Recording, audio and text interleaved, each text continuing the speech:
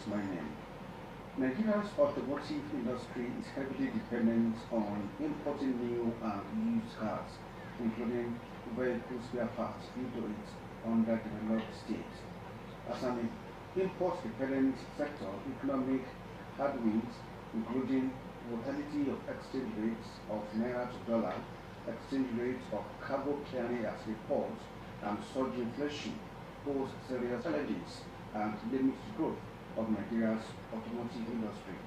Therefore, to enable industry players to prepare ahead to surmount these challenges and get ready to harness the opportunities in the industry represents this year. This morning, we take a look at the trend that will define the industry in 2025. My case already here. We take a break now. When we come back, please sit down and please stay with us.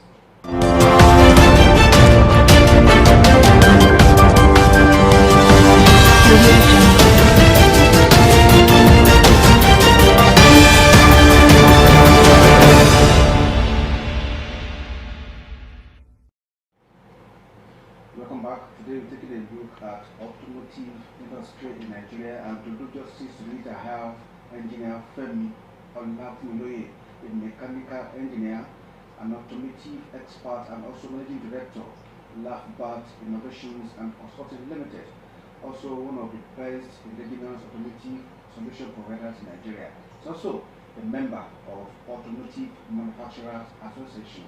It's a pleasure to have you on the show today. Thank you so much. No, you have a lot of things to say about the automotive industry in Nigeria. Yes. What's your assessment of this industry so far? It's still a giant that is trying to wake up. Yes.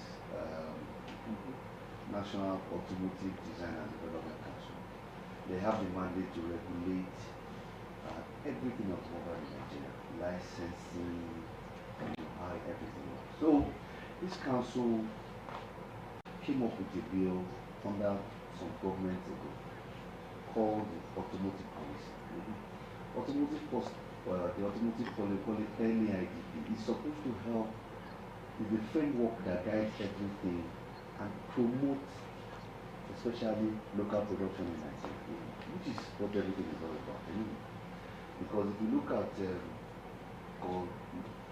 CKD, which is complete knockdown, the policy breaks it down into fears is a spectrum of development, understanding that this is where we are, and then we need to move gradually to get to where we want to get to, and understanding the peculiarity of business sector. So they say, okay, we start with what we call semi-knockdown. That's what a lot of people do, where you bring in vehicles and they take out the tire before you bring that, take out the windscreen and all of that. And then you're supposed to graduate to the point that is called complete knockdown, in which where you bring in just bare metal, and then you have to do a lot of welding, you have to put the chassis together, you have to put the body together for South Africa. And of course, different factors, different interests. And we're having arguments. And there's no power, and no road. And the guy at the end of this summarized and said, you know what? It's up to you what you want. If you want to wait until you have everything laid out for you on the red carpet, you might as well wait. But that every nation decides that this is where we want to be. And while not waiting for the red carpet, you move even with your challenges. Because you have to set up the goal. The endpoint, you must see the endpoint. Even from where we are sitting now, you must see where you want to be. And look at where you are.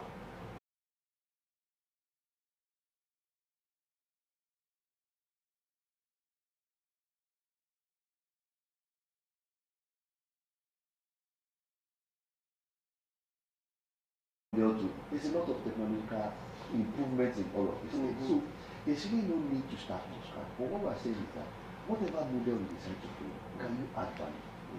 Can you add these create jobs? Can you enhance our educational system? This is what we do here in Ondo State. We have our company at Laughbat. Because we have that complete knockdown capability. You'll be surprised and amazed. We had a program last week. The representative of Mr. Governor was there.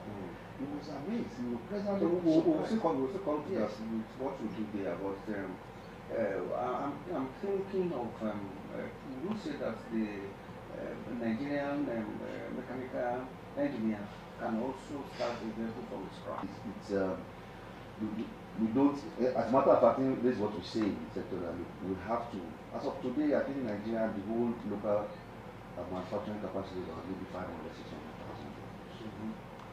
Don't forget, the Kumbo vehicles accounts for a lot more. So we are not saying close. We don't want to close. But what we are saying is that you have to understand that you must encourage them. I'll give you an example. Several years ago when I used to go to China, if you saw an imported car, the owner must be a big boy. You were compelled to purchase local cars. And that's how they grew. Ditto India. Even up to today, most of the local cars they use in India are produced locally.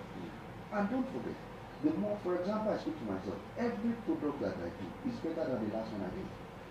So if you don't provide that opportunity for people to go through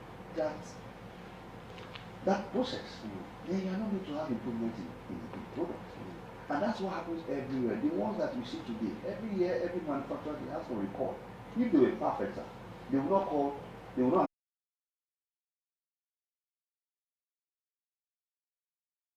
Not now. Again, why try not to mention it? Again, it comes back to my point.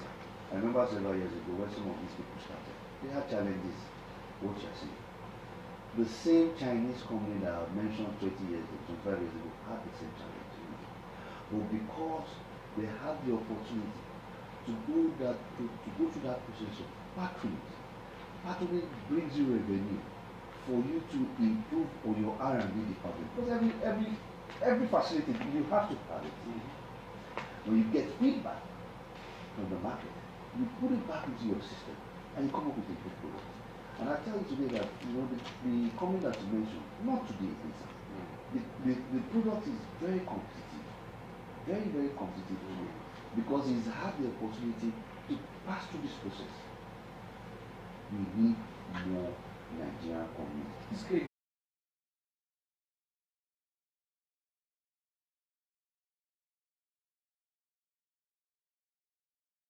Back to my earlier question, that why is it so difficult for us that cannot produce all the vehicle here in Nigeria? There's no, I think, I might not, maybe it's not 100% correct, that there's nobody that produces everything.